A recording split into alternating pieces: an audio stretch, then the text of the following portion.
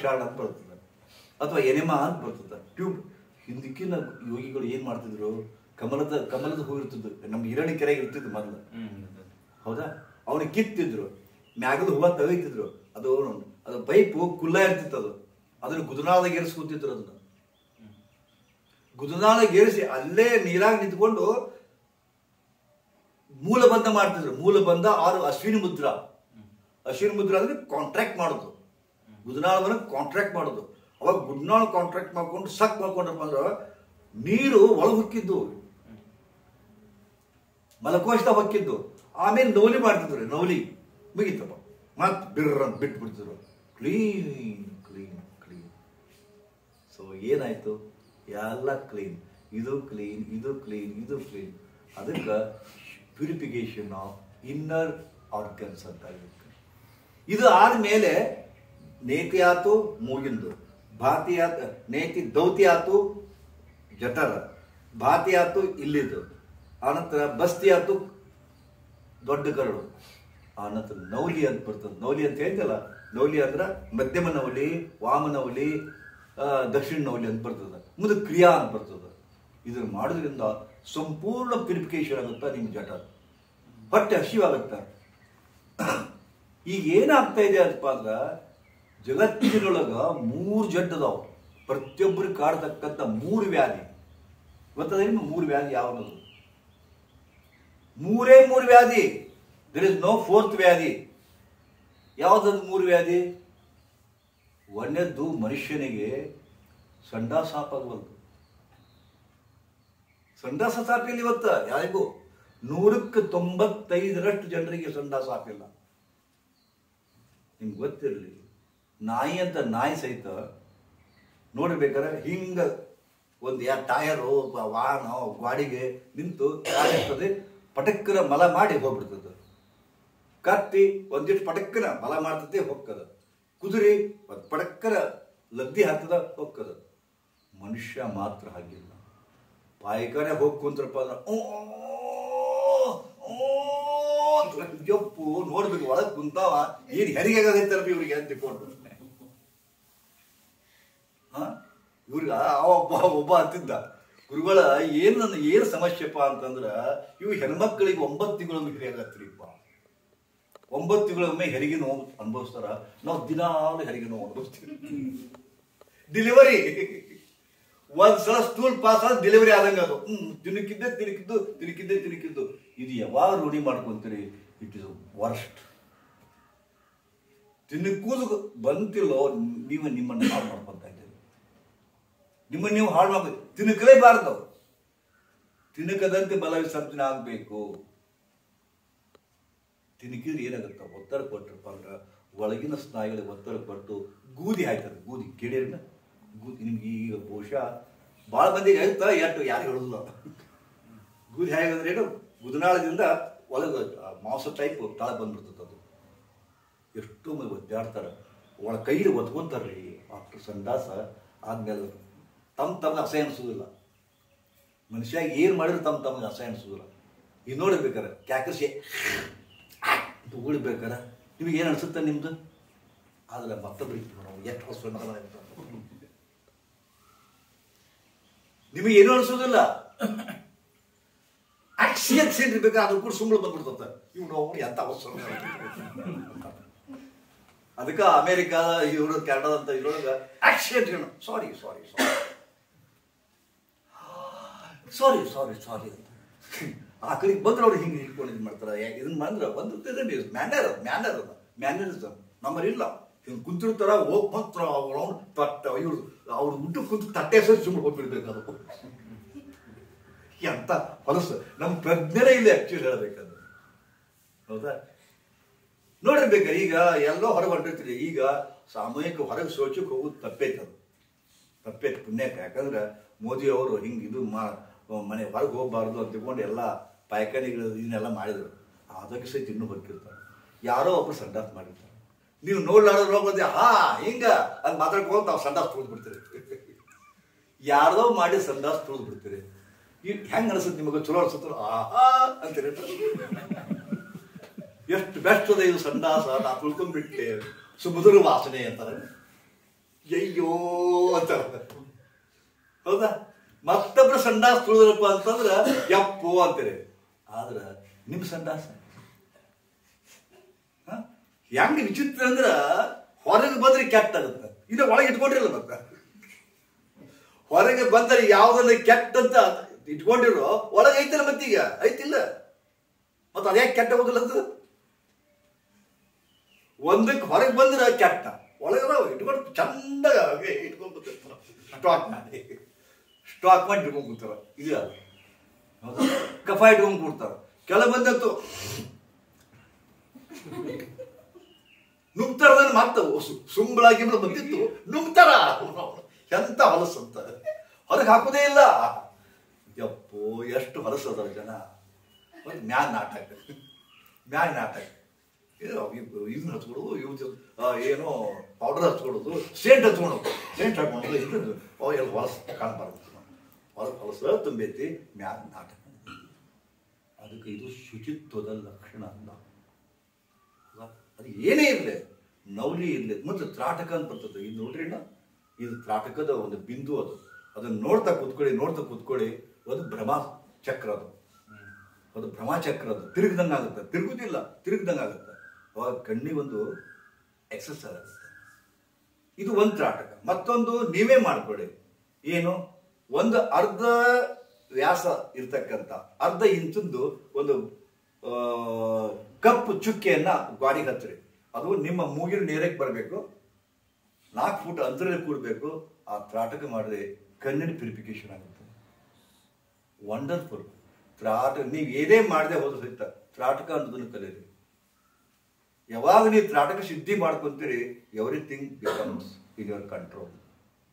ಇದನ್ನೇ ಮಾಡ್ತಿದ್ರು. ಇದಕ್ಕೆ ಹಿಪ್ನಾಟಿಸಮ್ ಅಂತಾರೆ. Nowadays they are called it hypnotism. ತ್ರಾಟಕಕ್ಕೆ ಹಿಪ್ನಾಟಿಸಮ್ ಅಂತ ಕರೀತಾರೆ. ನೀವು ಏನಾರ ಮಾಡ್ರಿ, ನಿಮ್ಮ ಸಲುವಾಗಿ ನೀವು ಮಾಡ್ಕೋರಿ. ಇದು ಅವಶ್ಯಕತೆ ಐತಿ. ಏನ್ ಹೇಳಿದ್ರಿ, ಎಷ್ಟು ಚಂದ ಹೇಳ್ಯಾರ. ನೇತಿ, ಧೌತಿ, ಭಾತಿ, ಬಸ್ತಿ, ನವಲಿ, ತ್ರಾಟಕ ಇವೆಲ್ಲ ನಮ್ಮ ಸಲುವಾಗಿ ನೀವು ಮಾಡಿದ್ದು. ಬಟ್ ಒಬ್ಬರು ಮಾಡ್ಕೊಡೋದಿಲ್ಲ. ನಿಮ್ಗೆ ಏನ್ ಬರ್ತದ, ಏಕ್ ಕೈ ಹತ್ರಿ, ಡೂ ಡೌನ್, ಟೀಮ್ ಮಾಸ್ ಪೀಟಿ ಮಾಡಿಸ್ತಾರಲ್ಲ, ಆ ಟೈಪ್ ಮಾಡ್ತೀರಿ ಯೋಗ ಅಂದ್ರೆ. ಮಾಸ್ ಪೀಟಿ ಗೊತ್ತದಲ್ಲ, ಸ್ಕೂಲ್ ಒಳಗೆ ಮಾಸ್ ಪೀಟಿ ಮಾಡ್ತಾರ.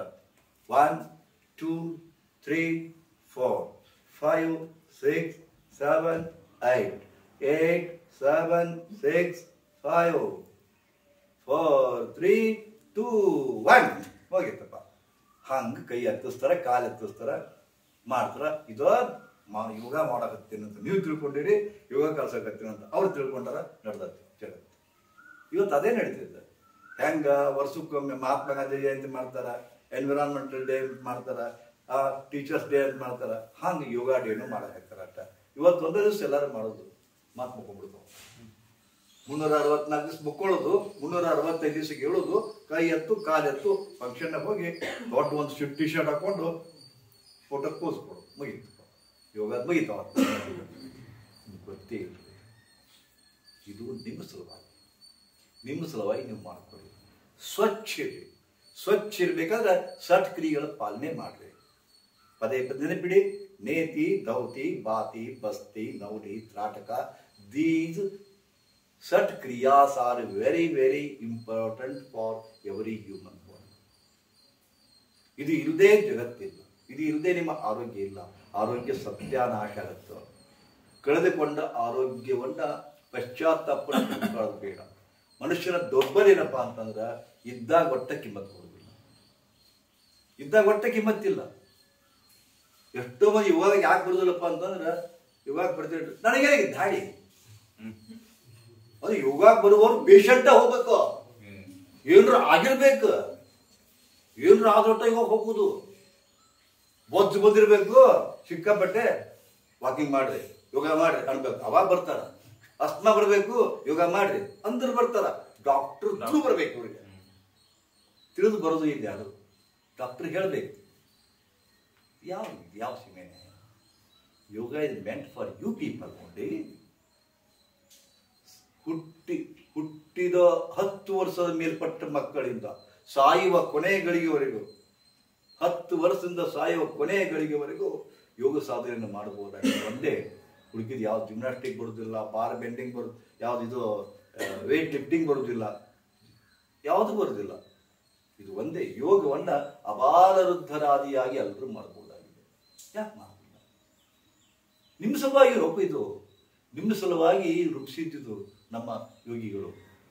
ಬಟ್ ನಿರ್ಲಕ್ಷ್ಯ ಮಾಡಿದ್ವಿ. ಮತ್ತು ಆಫ್ಟರ್ ಆಲ್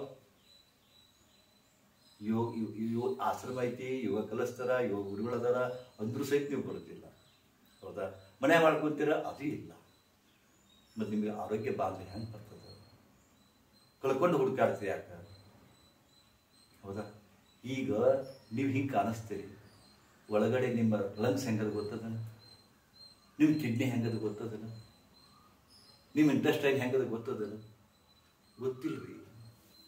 ಇದು ದೇಖನೆ ಕ ಡಬ್ಬ. ಇದು ಮ್ಯಾಗಷ್ಟೇ ಚಂದ ಕಾಣಿಸ್ತದ, ಒಳಗಡೆ ಏನದು ಯಾರಿಗೆ ಗೊತ್ತು?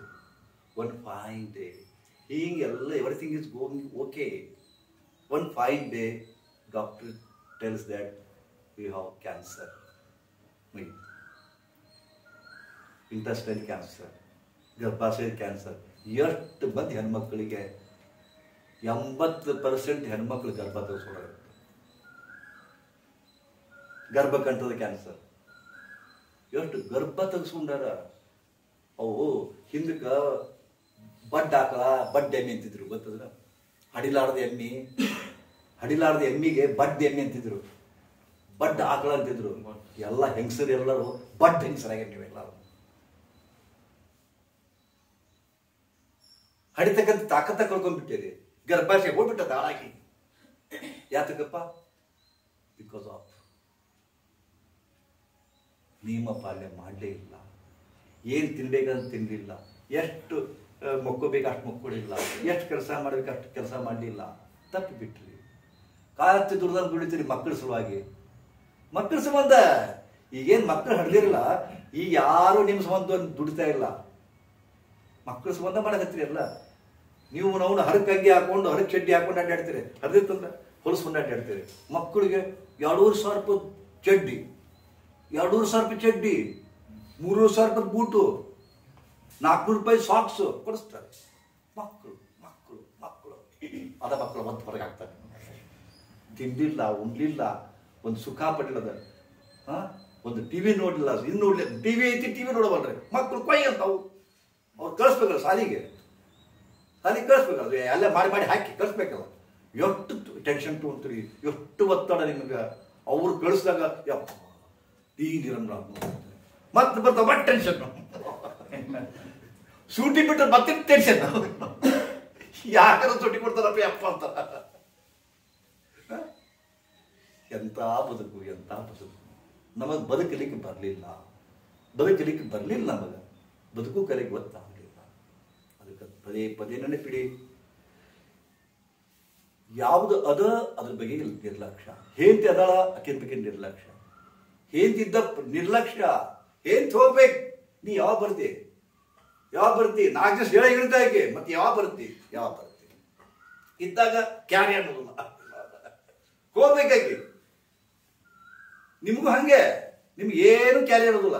ಜಡ್ಡಿ ಬೀಳ್ಬೇಕು. ನೀವು ಜಡ್ಡಿ ಬೀಳ್ಬೇಕು. ಕೈ ಎತ್ತಕ್ಕೆ ಬರಬಾರ್ದು, ಕಾಲು ಎತ್ತಕ್ಕೆ ಬರಬಾರ್ದು. ಯಾವಾಗಲೇ ಎತ್ತಿನೋ ಯಪ್ಪ, ಯಾವಾಗಲೇ ಕಮ್ಮಿ ಆಗಿತ್ತು ಯಪ್ಪ ಅಂತಾರ. ಮತ್ತೆ ಎತ್ತಿದ್ರು ಮತ್ತದ ಹಣೆ ಬರಮ ಆರಾಮಾಗ್ತು. ಮತ್ತದೇ ಹಣೆ ಬರ ಆರಾಮ್ ತಪ್ಪು. ಯಪ್ಪ ಯಾವಾಗ ಆರಾಮಾಗಿಲ್ಲ, ಯಪ್ಪ ಏನಾಗ್ತ ನನಗ. ವಾಕಿಂಗ್ ಹೇಳಿದ್ರು, ವಾಕಿಂಗ್ ಮಾಡಿಲ್ಲ. ಅಯ್ಯಪ್ಪ ಹತ್ರ ಮತ್ತೆ ನಾನು ವಾಕಿಂಗ್ ಮಾಡ್ತೀನಿ. ಇಲ್ಲ 1-2 ಸಟ್ಟ ವಾಕಿಂಗ್ ಮಾಡ್ತೀರಿ. ಮತ್ತೆ ವಾಕಿಂಗ್ ಮಾಡಿ ಮತ್ತೆ ಬಿಟ್ರ ಮತ್ತೇನ್ರ ದಾಗ ನಿಮಗ ಏನ್ರ ಅದಗನ ಮಾಡೋದು. ಒಟ್ಟ ಹಂಗ ಮಾಡೋರು ಅಲ್ವೇ ಇಲ್ಲ ನೀವು. ಏನೂ ಇಲ್ದಾಗ ನಾನು ನನ್ನ ಆರೋಗ್ಯವನ್ನು ಕಾಪಾಡಿಕೊಂಡು ದೀರ್ಘಕಾಲ ಬದುಕಬೇಕು ಅಂತ ಯಾವ ಮಾಡ್ತಾನ ಅವ ಸಕ್ಸಸ್ ಆಗ್ತಾನೆ ಲೈಫ್ನೊಳಗೆ. ಇಲ್ದಿದ್ರೆ ಹಿಂಗೆ ಹಾಳಾಗೋಗ್ತೀನಿ. ಮೊದಲು ನಾನು ಅಮೇರಿಕಾಗ 2008 ಹೋದಾಗ there were so many cancer hospital. ನಮಗೆ ಅನಿಸ್ತಿತ್ತು, ಅಯ್ಯೋ ನಮ್ಮ ದೇಶದೊಳಗೆ ಇಲ್ಲಪ್ಪ ಪುಣ್ಯಕ್ಕೆ ಅಂತಿದ್ದೆ. ಇವತ್ತು ತಾಲೂಕಿಗೆ ಬಂದಾಗ್ಯಾವ್ರಿ. ತಾಲೂಕಿಗೆ ಬಂದು ಕ್ಯಾನ್ಸರ್ ಹಾಸ್ಪಿಟ್ಲ್ ಆಗ್ಯಾವ. ಊರಾಗ ಚುಟ್ಟಾದ ಅಂಗಡಿ, ಬೀಡಿ ಅಂಗಡಿ, ಪಾನ್ ಅಂಗಡಿ ಜಾಸ್ತಿ ಆಗ್ಯಾವಪ್ಪ. ಸಂಕೇತ ಏನು? ಊರಾಗ ಸರಿಯಾದ ಅಂಗಡಿ ಜಾಸ್ತಿ ಆಗಿವ ಸಂಕೇತ ಏನಿದು? ಕುಡಿಯೋರು ಜಾಸ್ತಿ ಆಗ್ಯಾರ. ಊರಾಗ ಕ್ಯಾನ್ಸರ್ ಹಾಕಿದ್ರೆ ಜಾಸ್ತಿ ಆಗಿವ ಸಂಕೇತ ಏನ? ಪೇಷಂಟ್ ಜಾಸ್ತಿ ಆಗ್ಯಾರ. ಸಣ್ಣ ಹಿಡ್ದೈತಿ, ಸುಲಿಗೆ ಹಿಡ್ದೈತಿ. ಒಬ್ಬ ಕ್ಯಾನ್ಸರ್ ಆತಪ್ಪ ಅಂತಂದ್ರೆ 15 ಲಕ್ಷ 15-20 ಲಕ್ಷ ಖರ್ಚು ಮಾಡ್ಬೇಕು. ಕಮ್ಮಿ ಆಗುತ್ತೆ. ಬರೀ ತೋರ್ಸಕ್ ಹೋದ್ರೆ 1 ಲಕ್ಷ ಖರ್ಚಾಗತ್ತೆ ಇವತ್ತ. ತೋರ್ಸಕ್ ಹೋದ್ರೆ 1 ಲಕ್ಷ ಖರ್ಚಾಗತ್ತೆ ಇವತ್ತ. ಏನ್ ಕೆಟ್ಟ ತಿಳ್ಕೊಂಡು ಎಷ್ಟೋ ಕಡೆ ಮಾಡ್ತಿರ್ತೀರಿ ನೀವು ಎಲ್ಲ ರಕ್ತ ಚೆಕಪ್ ಎಲ್ಲ, ಮತ್ತೆ ಅಲ್ಲಿ ಮಾಡ್ತಾರೆ. ಸುಲಿಗೆ ಸುಲಿಗೆ ಸುಲಿಗೆ ನೀವೇ ಮಾಡಿಕೊಟ್ಟಿರ್ತದನ್ನ ಅವ್ರಿಗೆ, ನೀವೇ ಮಾಡಿಕೊಟ್ಟಿರಿ. ನೋಡ್ರಿ ಹೆಂಗೈತೆ ನಮ್ಮ ಜೀವನಪ್ಪ ಅಂದ್ರೆ ನಿರ್ಲಕ್ಷ್ಯ ಮಾಡೋಕ್ಕೂ ಬರೋದಿಲ್ಲ, ಪದೇ ಪದೇ ಇದನ್ನ ಮಾಡೋಕ್ಕೂ ಬರೋದಿಲ್ಲ. ಈಗ ನೋಡಿ ಏನೋ ಒಂದು ಅನ್ನಿಸ್ತಪ್ಪ, ಭಯಂಕರ ಆರೋಗ್ಯದ ಬಗ್ಗೆ ಭಾಳ ಕಾಳಜಿ ಇರುತ್ತೆ, ಚೆಕ್ ಮಾಡಿಸ್ಬೇಕು ಅವ್ರಂತ ನಗುತ್ತಾರೆ. ಇವನು ಸ್ವಲ್ಪ ಏನಾದ್ರು ಓಡ್ತಾರಪ್ಪ ಅಂತಾರೆ. ಇನ್ನು ಪೂರ ಕೆಟ್ಟ ಹೋಗಿ ನಿಂತಿರ್ತಾರ, ಕ್ಯಾನ್ಸರ್ ಆಗ್ತದೆ, ಮತ್ತೆ ತೋರಿಸ್ಬೇಕಾಯ್ತು ಅಂತಾರೆ. ಮ್ಯಾಗೆಲ್ಲ ತೋರಿಸ್ಬೋದ್ರೆ ಚಂದ ಇರ್ತಿರ್ತಿಲ್ಲ ಅಂತಾರ. ಜಗತ್ತು ಅದಕ್ಕೆ ಹೆಂಗೆ ಇರ್ತಿರ್ರು, ಅದಕ್ಕೆ ಹೆಂಗೆ ಯಾಕಿರಿ? ಸ್ವಚ್ಛ ಇರಿ ಅಂತ ಇದನ್ನ ಹೊಡ್ಕೊಂಡು ಸ್ವಚ್ಛ ಇರಿ ಬ್ಯಾಡ್ರಿ. ನ್ಯಾಚುರಲ್ ಒಂದು ಫ್ರೆಶ್ನೆಸ್ ಬರಬೇಕು, ಲವಲವಿಕೆ ಇರಬೇಕು, ಇದು ಇರಬೇಕು, ಒಂದು ಪ್ರಫುಲ್ಲಿತ ಭಾವ, ಪ್ರಸನ್ನ ಭಾವ ಇರಬೇಕು. ಅದನ್ನು ಆಗಬೇಕಾದ್ರೆ ಪ್ಯೂರಿಫಿಕೇಶನ್ ಭಾಳ ಇಂಪಾರ್ಟೆಂಟ್ ಅದ. ಅದಕ್ಕೆ ಶುದ್ಧಿ ಕ್ರಿಯಾ ಅಂತ ತಿಳ್ಕೊಂಡು ಡಾಕ್ಟರ್ ದೀಪಕ್ ಅವರು ನಿಮ್ಮ ಕಡೆ ಮಾಡಿಸಿದ್ರು. ಹೇಳ್ತಿರಲ್ಲ, ಮತ್ತು ಮುಂದಿನ ವರ್ಷ ಮಟ್ಟ ಹೊಲಸು ಮಾಡ್ಕೋರಿ, ಮತ್ತು ಮುಂದಿನ ವರ್ಷನ ಶುದ್ಧಿ ಮಾಡ್ಕೊಳಕಂತ. ಯಾಕಂದ್ರೆ ರೂಢ ಆಗಿಬಿಟ್ಟೈತಿ. ದಿನ ಸ್ವಚ್ಛ ಯಾರು ಮಾಡೋದೇ ಇಲ್ಲ. ದೀಪಾವಳಿ ಸೋನ್ ಕಾಯ್ತಿರ್ತಾರೆ, ಹೊಲಸು ಮಾಡೋದು ಮತ್ತು ಹೊಲಸು ಇವತ್ತು ಮಾಡ್ಬೇಕನ್ಸುತ್ತೆ. ದೀಪಾವಳಿ ಬಂದಾಗ ನೋಡೋದು, ದೀಪಾವಳಿ ಬಂದಾಗ ನೋಡೋದು, ಅದು ದೀಪಾವಳಿ ಬಟ್ಟ ಸಂಗ್ರಹ ಮಾಡ್ಕೊಳ್ಳೋದು, ಅದು ಹೊಲಸು. ದೀಪಾವಳಿ ಬಂದಾಗ ಆಟೋ ಎಲ್ಲ ಕೆತ್ತ ತೆಗಿಬೇಕು, ಅದು ಇದು ಬಿಟ್ಟಿರ್ತದೆ. ದೀಪಾವಳಿಗೂ ಸ್ವಚ್ಛ ಮಾಡ್ತೀವಿ. ಹಂಗೆ ಮುಂದಿನ ಯೋಗ ದಿನೋತ್ಸವ ಬರೋ ಮಟ್ಟ ಸ್ವಚ್ಛ ಹೊಲಸು ಮಾಡ್ಕೋರಿ, ಮತ್ತು ಮುಂದೆ ಶುದ್ಧಿ ಕ್ರಿಯೆ ಮಾಡ್ಕೋರಿ. ಮತ್ತು ಓಕೆ, ಶುದ್ಧಿ ಮಾಡ್ಕೊಳ್ಳೋದು ಗೊತ್ತಾಗಲ್ಲ, ಏನು ಮಾಡ್ಕೋಬೇಕು?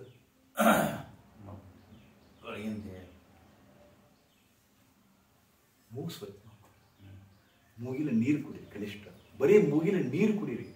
ಮೂಗಿಲ ಕೆಲವು ಮಂದಿ ಹಾಲು ಕುಡಿತಾರೆ, ಮೂಗಿಲ ಶರಬತ್ ಕುಡಿತಾರೆ. ಮೂಗಿಲ ಕುಡೀರಿ. ಯಾವಾಗ ಮೂಗಿಲೆ ಕುಡಿತೀರಿ ಅದ್ಭುತ ಕ್ಲಾನ್ಸ್ ಆಗುತ್ತದು. ಆನಂತರ ಇದ್ರ ಜೊತೆಗೆ ಯೋಗಶಾಸ್ತ್ರದೊಳಗ, ಆಯುರ್ವೇದ ಶಾಸ್ತ್ರದೊಳಗ ನೀವು ಮಕ್ಕೊಂಡು 2 ಹನಿ ಎಣ್ಣೆ ಹಾಕೋರಿರ್ತಾರೆ ಮೂಗಿನಾಗ, ಪ್ಯೂರಿಫಿಕೇಶನ್ ಆಗುತ್ತೆ. ಹೊಕ್ಕಳಿ ಎಣ್ಣೆ ಹಚ್ಕೋರಂತಾರ, ಪ್ಯೂರಿಫಿಕೇಶನ್ ಆಗುತ್ತೆ. ನಾಗೀತೆ ಇಲ್ಲ ಅಂತ ಬರ್ತದ. ನಿಮಗೆಲ್ಲ ಗೊತ್ತಿರಲಿ. ಸುಮ್ಮನೆ ನೀವು ಮಕ್ಕೊಂತಿರಲ್ಲ, ಶರ್ಟ್ ಎತ್ರಿ, ನಿಮ್ಮ ಇದ್ರ ಎತ್ರಿ, ಒಂದು ಅಥವಾ 2 ಹನಿ ಎಳ್ಳೆಣ್ಣೆ ಹಾಕ್ರಿ, ಮಕ್ಕಳಿಗೆ ತುಪ್ಪ ಹಾಕ್ರಿ, ಕೊಬ್ಬರಿ ಎಣ್ಣೆ ಹಾಕ್ರಿ, ಅಥವಾ ಸಾಸಿವೆ ಎಣ್ಣೆ ಹಾಕ್ರಿ. ಒಂದೊಂದು ಎಣ್ಣೆ ಹಾಕಿ ಒಂದೊಂದು ಪರಿಣಾಮ ಆಗುತ್ತೆ ಬಾಡಿ ಮ್ಯಾಗ. ಹೊಕ್ಕಳ ನಿಮ್ಗೆಲ್ಲ ಹೇಳಿದೆ, ಹೊಕ್ಕಳ ಪ್ಯೂರಿಫಿಕೇಶನ್. ನಿಮಗೆ ಆರೋಗ್ಯ ಬೇಕಲ್ಲ, ಹೊಕ್ಕಳಿಗೆ ಎಣ್ಣೆ ಹಚ್ಕೊಡಿ, ಮೂಗಿಗೆ ಎಣ್ಣೆ ಹಾಕೋರಿ, ಹಳ್ಳೆತ್ತಿಗೆ ಎಣ್ಣೆ ಹೊಡ್ಕೊಡಿ. ಅದ್ಭುತ ಚಮತ್ಕಾರ ಆಗ್ತದ. ಆದ್ರೆ ಇವತ್ತೇ ಗೊತ್ತಾಗುದಿಲ್ಲ. Due course you will feel it. ಗೊತ್ತಾ?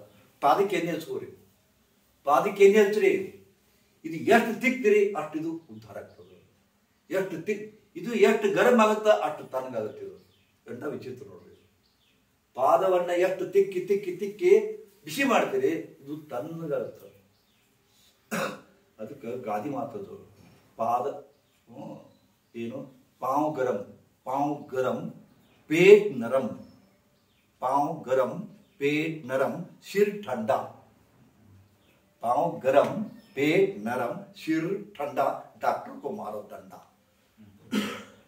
ಎಂತ ಬ್ಯೂಟಿಫುಲ್. ಕಾಲು ಬೆಚ್ಚಗಿರ್ಲಿ, ಸದಾ ಬೆಚ್ಚಗಿರ್ಲಿ, ಹೊಟ್ಟೆ ಬೆಚ್ಚಗಿರ್ಲಿ. ಅದು ಏನಾಗೈತಿ, ಸದಾ ಉಲ್ಟಾ ಐತಿ ಎಲ್ಲ ನಿಮ್ದು. ಕಾಲು ಸದಾ ತಣ್ಣಗಿರ್ತಾವ, ಹೊಟ್ಟೆ ಅಂತೂ ಮುಟ್ಟೋಗಿಲ್ಲ, ಕಲ್ಲು ಕನಿ ಅದು. ಹಾಕಿ ಹಾಕಿ ಹಾಕಿ ಸೋಡ ಇರ್ತದೆ ಅದಕ್ಕೆ. ದಿವ್ಸಕ್ಕೆ 2 ಸಲ ಹಾಕ್ಬೇಕದು. 16 ತಾಸು ಗ್ಯಾಪ್ ಇಡ್ಬೇಕಂತಾರ. 16 ತಾಸು ಬೇಡಪ್ಪ, 8 ತಾಸರ ಗ್ಯಾಪ್ ಬಿಡ್ರಿ ಅಂತಾರ. ನೀವು ಇಲ್ಲ ತಿನ್ನಾಕ ಬಂದ ಜನ್ಮ ಗ್ಯಾಪ್ ಯಾಕೆ ಕೊಡ್ಬೇಕಂತಾರ. ನೋಡ್ಬೇಕು, ಎಸ್ಪೆಷಲಿ ಮಾರೋಡ ಲೆಕ್ಕದಾಗ ನೋಡ್ಬೇಕು. ಒಂದು ಲಗ್ನಕ್ಕೆ ಹೋದ್ರಪ್ಪ ಅಂತ ತಿಂದದ್ದು ಬಾಯಿ ಸೌಡ ಇಲ್ಲವೇ ಅಂತೇಳಿ. ಜಿಲೇಬಿ ರೇಬಡಿ ಹಾಕ್ತಾರ, ಪಾನ್ ಹಾಕ್ತಾರ, ಮತ್ ಕಾಫಿ ಹಾಕ್ತಾರ, ಚಹಾ ಹಾಕ್ತಾರ, ಅಯ್ಯೋ ಕಚೋರಿ ಹಾಕ್ತಾರ, ಸಮೋಸ ಹಾಕ್ತಾರ, ಮತ್ ಹೀಗಾಗಿರೋ ಮತ್ ಬೇಲ್ಪುರಿ ಹಾಕ್ತಾರ. ಒಟ್ಟ ಸೌಡಿಲ್ ನೋಡ್ರಿ. ಒಮ್ಮೆ ಲಗ್ನಕ್ಕೆ ಹೋಗಿ ಬರ್ಬೇಕಾದ್ರೆ ಮಾರವಾಡಿಗಳ ಲಗ್ನಕ್ಕೆ ಹೋಗಿ ಬರ್ಬೇಕು. ತಿಂದದ್ದು ತಿಂದು ತಿಂದು ತಿಂದು ಮಾಡ್ಕೊಂಡ್ರಿ ಇದನ್ನೆಲ್ಲ. ನಿಮಗಾರ ನೋಡ್ರಿ ಸೌಡರ ಕೊಡ್ತೀರ.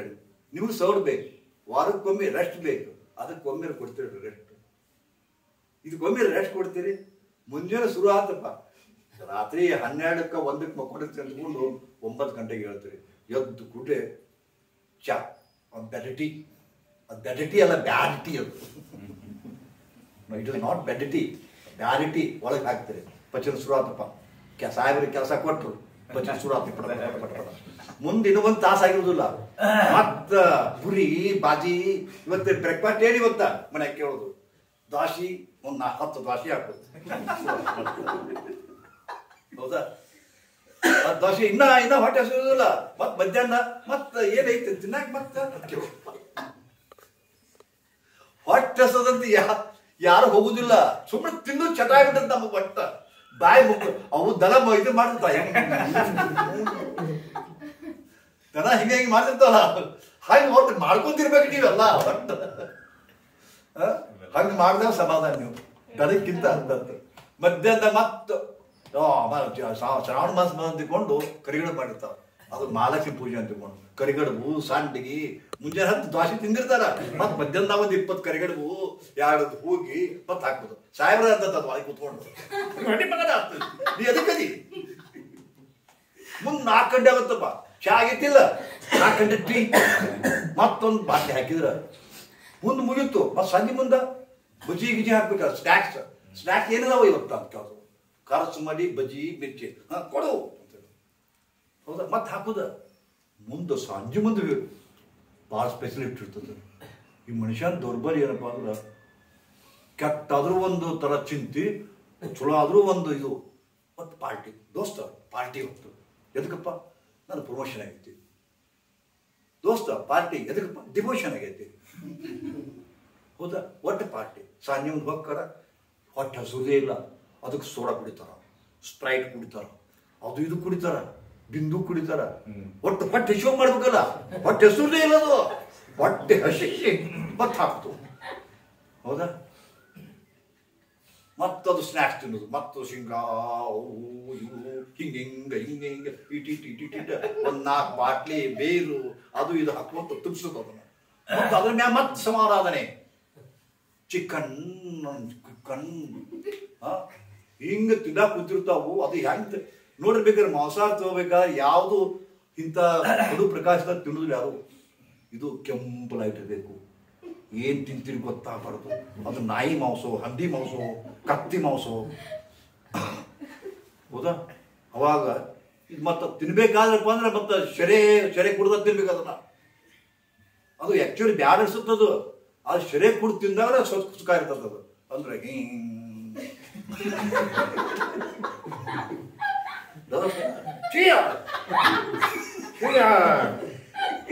ತಿಂದು ಹಾಕಿದ್ದು ಏನ್ ಹಾಕಿರ್ತೀರಿ ಗೊತ್ತೇ ಆಗೋದು. ಇಡೀ ಚಿಕ್ಕನ್ ಎಲ್ಲ ಒಳಗೆ ಹೋಗ್ತದ. ಹೌದಾ? ಮುಂದೆ ಹತ್ಕೊಂಡು ಬೀಳ್ತಾವು. ಇವ್ರಿಗೆ ಹೋಗಿ ಹಾಕ್ಬೇಕು. ಮತ್ ಮುಂಜಾನೆ ಮತ್ ಸುಡು. ಯಾಕೋ ಹಿಂಗ ಹಾಕಿ ಅದು ಏನದು ಶಾಸ್ತ್ರ ಏನ್ ಹೇಳ್ತತಿ? ಇವತ್ತು ನೀವು ಒಂದು ಸಾತ್ವಿಕ ಆಹಾರದ ಊಟ ಮಾಡಿದ್ರಪ್ಪ ಅಂದ್ರ ಕೇವಲ 8 ತಾಸು ಸಾಕಂತಾರ ಅವರು. ನೀರು ಕುಡಿದ್ರ 2 ತಾಸು. ಏನ್ರ ಅದು ಸ್ವಲ್ಪ ಮೈಲ್ಡ್ ಜ್ಯೂಸ್ ಗೀಸ್ ಕುಡಿದ್ರೆ 4 ತಾಸು. ಸ್ವಲ್ಪ ಉಪ್ಪಿಟ್ಟು ತಿಂದ್ರ 8 ತಾಸು.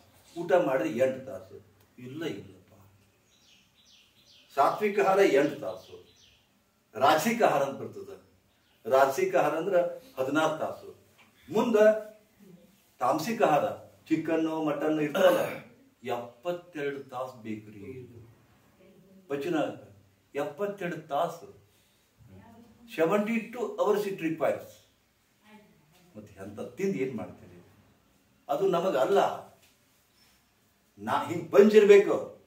ಯಾವ ಪಂಜ್ ಇರ್ತಾವ ಯಾವ್ದು ಹಲ್ಲು ಕೋರೆ ಹಲ್ಲು ಇರ್ತಾವ ಅಂತ ಪ್ರಾಣಿ ಮಾತ್ರ ಮಾಂಸ ತಿನ್ಬೇಕು.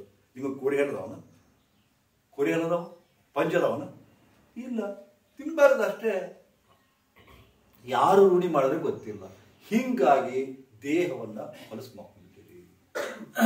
ಆದ ಕಾರಣ ಇಂಟರ್ನಲ್ ಎಕ್ಸ್ಟರ್ನಲ್ ಪ್ಯೂರಿಫಿಕೇಶನ್ ಮಾಡಬೇಕು. ಇವೆಲ್ಲ ಬಹಳ ಎಚ್ಚರಿಕೆ ಇರಬೇಕು. ಉಣ್ತಕ್ಕಂಥ ಊಟ, ಕುಡಿತಕ್ಕಂಥ ನೀರು, ಏನ್ ತಿಂತೀರಿ ಖಬರ್ ಇರ್ಬೇಕು, ಎಷ್ಟು ಹಾಕ್ತಿರಿ ಖಬರ್ ಇರ್ಬೇಕು. ಇದಕ್ಕೆ ಯೋಗ ಅಂತ. ಅದಕ್ಕೆ ಆರೋಗ್ಯ ಶುದ್ಧವು, ಆರೋಗ್ಯ ಶುದ್ಧವು.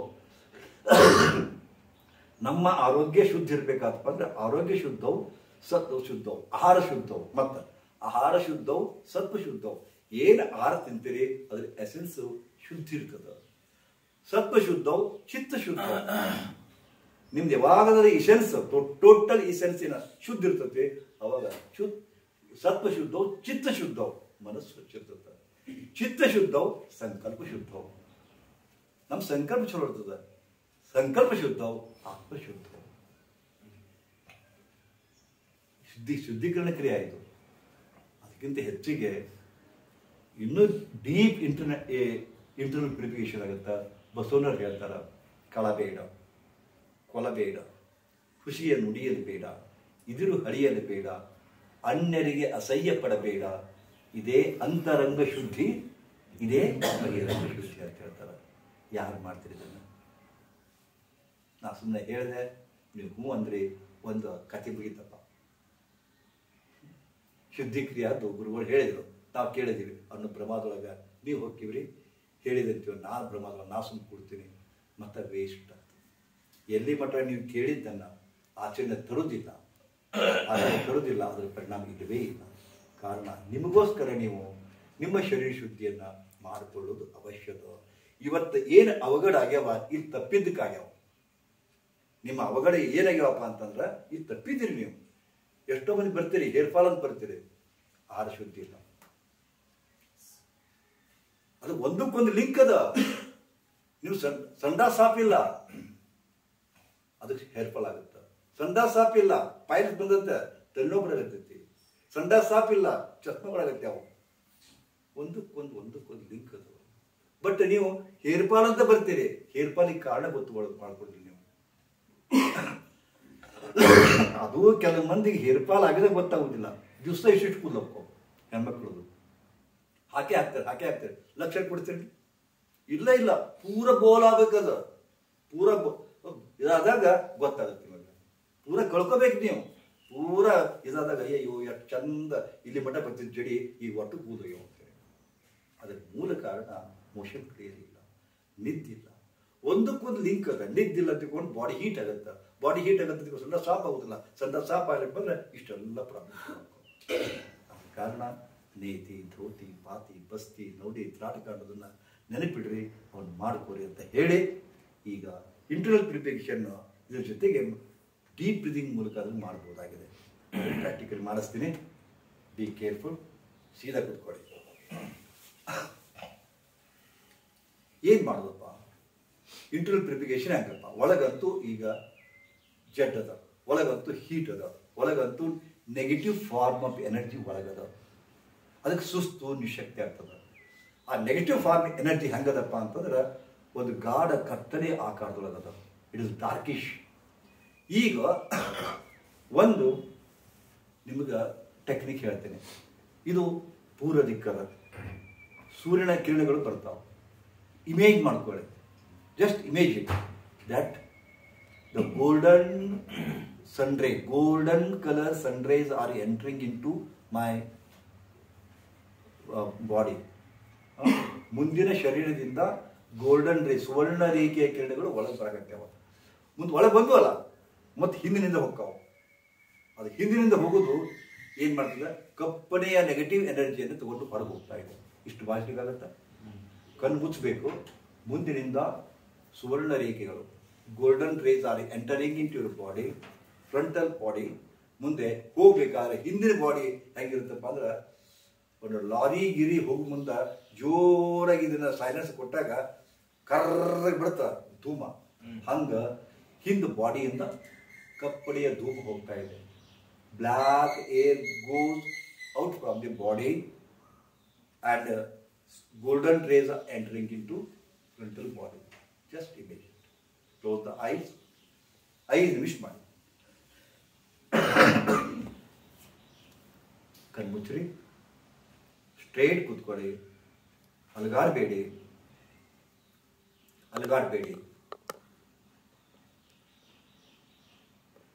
ಮುಂದಿನಿಂದ ಬಂಗಾರ ಬಣ್ಣದ ಕಿರಣಗಳು ನನ್ನ ದೇಹವನ್ನು ಪ್ರವೇಶಿಸ್ತಾ ಇದ್ದಾವೆ. ಕಲ್ಪನೆ ಮಾಡಿಕೊಳ್ಳಿ. ಹೊರಗಡೆ ನೀವು ಶೀಶೋನಲ್ಲಿ ಕೂತಿದ್ದೀರಿ, ಬೈಲಿನಲ್ಲಿ ಕೂತಿದ್ದೀರಿ, ಹುಲಿ ಮೇಲೆ ಕೂತಿದ್ದೀರಿ. ಸುಂದರವಾದ ಸೂರ್ಯಕಿರಣಗಳು ನಿಮ್ಮ ದೇಹದ ಮೇಲೆ ಬೀಳ್ತಾ ಇವೆ.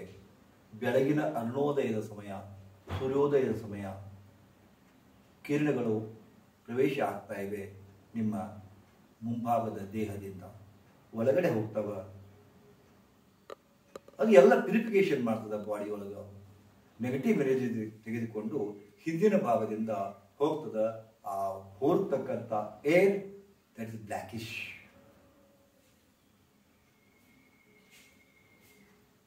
One which you take the inhalation, through inhalation you are getting golden rays from the sun.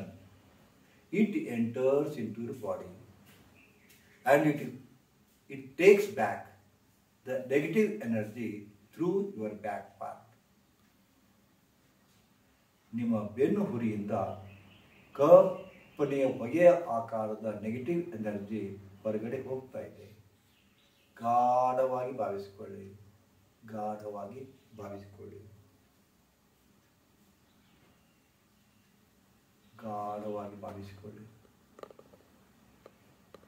ಮುಂದಿನಿಂದ ಬಂಗಾರ ಬಣ್ಣದ ಕಿರಣಗಳು, ಸೂರ್ಯ ಕಿರಣಗಳು ದೇಹವನ್ನು ಪ್ರವೇಶಿಸ್ತಾ ಇವೆ.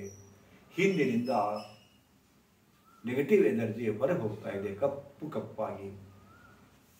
ಹಂಗೆ ಇದೆ, ಮತ್ತ ಸುಮ್ಮನೆ ಪಾಲ್ತು ಅಲ್ಲ, ಇದು ಹಂಗೆ ಆಗ್ತದ. ಯದ್ಭಾವಂ ತದ್ಭವತಿ. ಏನು ಭಾವಿಸ್ತಿರೋ ಅದೇ ಆಗ್ತದ. Be careful.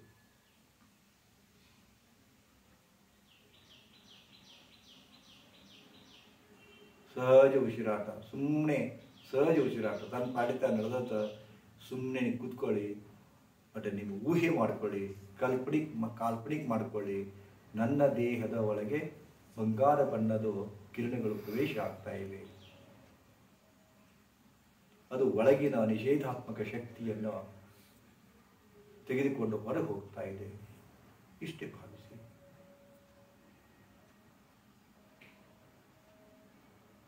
ಇದೊಂದು ಅದ್ಭುತ ಕಾಲ್ಪನಿಕ ಕ್ರಿಯೆ, ಕಾಲ್ಪನಿಕ ಧ್ಯಾನ ಅಂತಾರ. ನಿಮ್ಮ ಶರೀರದ ಮೇಲೆ ಲಕ್ಷ್ಯ ಕೊಡಿ. ಒಳಗೆ ನೆಗೆಟಿವಿಟಿ ತುಂಬಿದ್ದಂತೂ ಖರೇನ ಅದು. ನೆಗೆಟಿವ್ ಎನರ್ಜಿ ಒಳಗೆ ಅದು. ಇದನ್ನು ಹೊರಗಿಂದ ಬರ್ತಕ್ಕಂಥ ಡಿವೈನ್ ರೇ ತಗೊಂಡು ಹಿಂದೆ ಹೋಗ್ತಾ ಇದೆ. ಬ್ಲ್ಯಾಕಿಶ್ ಸ್ಮೋಕ್ ಹೋಗ್ತಾ ಇದೆ ಹೊರಗಡೆ.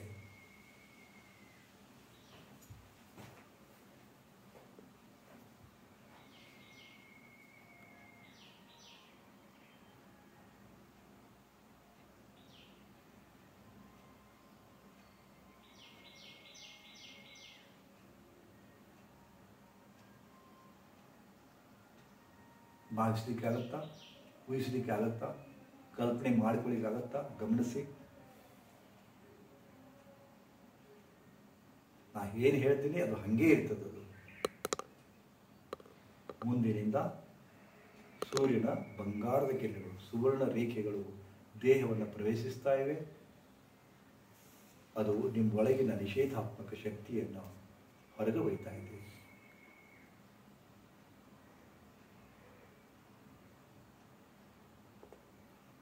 ಇದು ಕೂಡ ಒಂದು ಪ್ಯೂರಿಫಿಕೇಶನ್ ಮಾಡ್ತದ ಬಾಡಿಯನ್ನು. ಶುದ್ಧಿ ಕ್ರಿಯೆಯೊಳಗೆ ಮಹತ್ವದ ಪಾತ್ರವನ್ನು ವಹಿಸ್ತದ. ಇಂಟರ್ನಲ್ ಪ್ಯೂರಿಫಿಕೇಶನ್ ಮಾಡ್ತದ. Okay, take deep breath. ಆಳವಾದ ಉಸಿರು ಮಾಡ್ಕೊಳ್ಳಿ. ಕೈಗಳನ್ನು ಉಜ್ಜಿಕೊಳ್ಳಿ.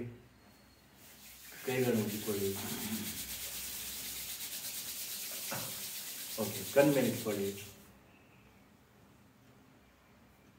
ಕಣ್ಣುಗಳನ್ನು ಉಜ್ಜಿಕೊಳ್ಳಿ, ಹುಬ್ಬನ್ನು ಉಜ್ಜಿಕೊಳ್ಳಿ.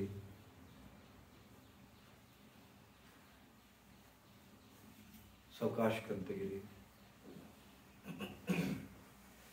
ಹೀಗೆ ಕೈ ಹಿಡ್ರಿ, ಇದು ಹುಬ್ಬಿನ ಮ್ಯಾಗ ಹಿಂಗೆ ಅಲಗಾಡ್ರಿ. ಹುಬ್ಬಿನ ಮ್ಯಾಗ ಕೈ ಹಿಡ್ರಿ, ಹಿಂಗೆ ಇದು ಈ ಹದಡವನ್ನು ಇಡ್ರಿ. ಹದಡ, ಹದಡ ಇಡ್ರಿ, ಅಲಗಾಡ್ಸ್ರಿ. ಮೂಮೆಂಟ್ ಮಾಡ್ರಿ ಅದನ್ನು. ಪಕ್ಕದಲ್ಲಿ ಮಾಡ್ರಿ, ಮೇಲೆ ಕೆಳಗೆ ಮಾಡ್ರಿ, ಮೇಲೆ ಕೆಳಗೆ ಮಾಡ್ರಿ, ಫಾಸ್ಟ್ ಮಾಡ್ರಿ. ಮೇಲೆ ಒಯ್ರಿ, ಹುಬ್ಬುಗಳನ್ನ ಮೇಲೆ ಒಯ್ರಿ, ಕೆಳಗೆ ತೊಗೊಂಬರ್ರಿ. ಹುಬ್ಬುಗಳನ್ನು ಬೆರಳಿನಿಂದ ತಿಕ್ಕೋರಿ. ಎಸ್, ಮಸಾಜ್ ಮಾಡ್ಕೊರಿ. ಓಕೆ, ಡೌನ್, ಕೈ ಬಿಡಿ. ಇದನ್ನು ಪದೇ ಪದೇ ಮಾಡಿರಿ, ಕಣ್ಣುಗಳು ರಿಲ್ಯಾಕ್ಸ್ ಆಗ್ತವೆ. But there are only 2 muscles in the eye area. One is optic, another one is recti. Optic and recti, there are only 2 muscles. ಹೌದಾ? ಅದು ರಿಲ್ಯಾಕ್ಸ್ ಆಗಬೇಕು. ಅದು ಕಣ್ಣು ಶುದ್ಧೀಕರಣ ಆಗ್ತದೆ. ಕಣ್ಣು ಶುದ್ಧೀಕರಣ ಆಗ್ತದೆ. ನಾಟಕ ಮಾಡೋದ್ರಿಂದ ಆಗುತ್ತಾ? ಇದು ಪದೇ ಪದೇ ಮಸಾಜ್ ಮಾಡ್ಕೊಳ್ಳಿ. ಓಕೆ, ಇದ್ರ ಜೊತೆಗೆ ಮಸಾಜ್ ಮಾಡ್ಕೊಳ್ಳೋ ಕಾಲಕ್ಕೆ ಒಂದಿಷ್ಟು ಕಿರಣಗಳು ಬರ್ತಾವೆ. ಅದು ಎಷ್ಟು ಅದ್ಭುತ ಐತಪ್ಪ ಅಂದ್ರೆ, ಆ ಕಿರಣಗಳು ಎಂಥವು ಬರ್ತಾವೆ ಅದ್ರ ಮ್ಯಾಗಿಂದ ನಿಮ್ಮದು ಫೋರ್ಕಾಸ್ಟ್ ಮಾಡೋದು. When death occurs, when death comes, ಸಾವು ಯಾವಾಗ ಬರ್ತದೆ ಅನ್ನೋ ಸಹಿತ ಗೊತ್ತು ಮಾಡ್ಕೋಬೋದು. ಹಿಂದಿನ ಯೋಗಿಗಳು ಇಲ್ಲೇ ನೋಡ್ಕೊತಿದ್ರು. ಹಿಂದಿನ ಯೋಗಿಗಳು ಹಿಂಗೆ ಕಣ್ ತಿಕ್ಕೊಂಡು ಬಂದ ರೇಖೆಗಳು ಬರ್ತಾವ. ತುಸು ದಿವಸದೊಳಗೆ ನಿಮಗೆ ಸಾವಿತ್ತಪ್ಪ ಅಂತಂದ್ರೆ ನಾ ಹೇಳೋದಿಲ್ಲ, ಮತ್ತೆ ಮಾಸಿಕ ಹಾಕಿ ಅಕಸ್ಮಾತ್ ಒಂದು ದಿವಸ ಇಟ್ಕೊಳ್ಳೋದ ಯಾಕೋ ಅಂತೀರಿ ನೀವು, ಎದಿ ಹೊಡ್ಕೊಂಡ್ಬಿಡ್ತೀರಿ ನೀವು, ಎದಿ ಹೊಡ್ಕೊಂಡ್ಬಿಡ್ತೀರಿ. ಅದಕ್ಕೆ ಹೇಳಕ್ ಹೋಗುದಿಲ್ಲ ನಾನು. ನಿಮಗೆ ಸಾಕಷ್ಟು ವಿಷಯಗಳನ್ನು ಇವತ್ತು ಶುದ್ಧಿ ಕ್ರಿಯಾ ಬಗ್ಗೆ ಹೇಳಿದೆವು. ಇಂಟರ್ನಲ್ ಆ್ಯಂಡ್ ಎಕ್ಸ್ಟರ್ನಲ್ ಪ್ಯೂರಿಫಿಕೇಶನ್ ಬಗ್ಗೆ ಇದನ್ನು ನೀವು ತಿಳ್ಕೊಂಡು ಹಾಗಿರಿ ಅಂತ ಹೇಳ್ತಾ ಓಂಕಾರದೊಂದಿಗೆ ಕ್ಲಾಸ್ ಮುಗಿಸೋಣ. ಓಂಕಾರ, 3 ಸಲ ಓಂಕಾರ. ಸ್ಟ್ರೇಟ್ ಕೂತ್ಕೊರಿ.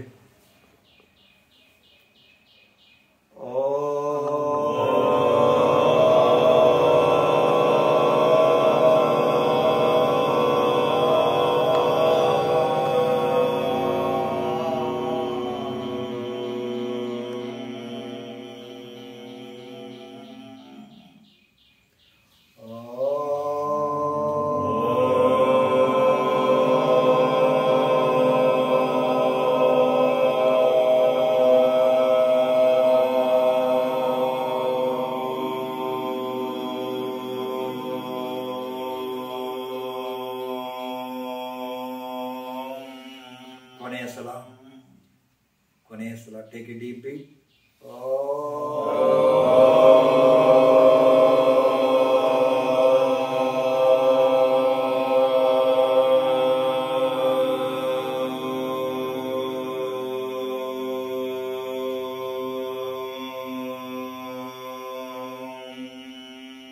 ಶಾಂತಿ ಶಾಂತಿ ಶಾಂತಿ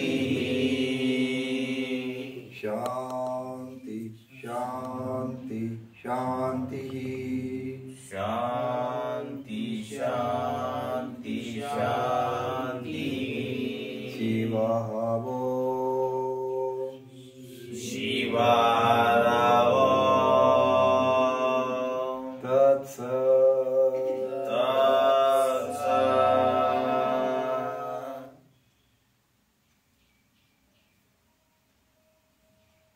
Open your eyes.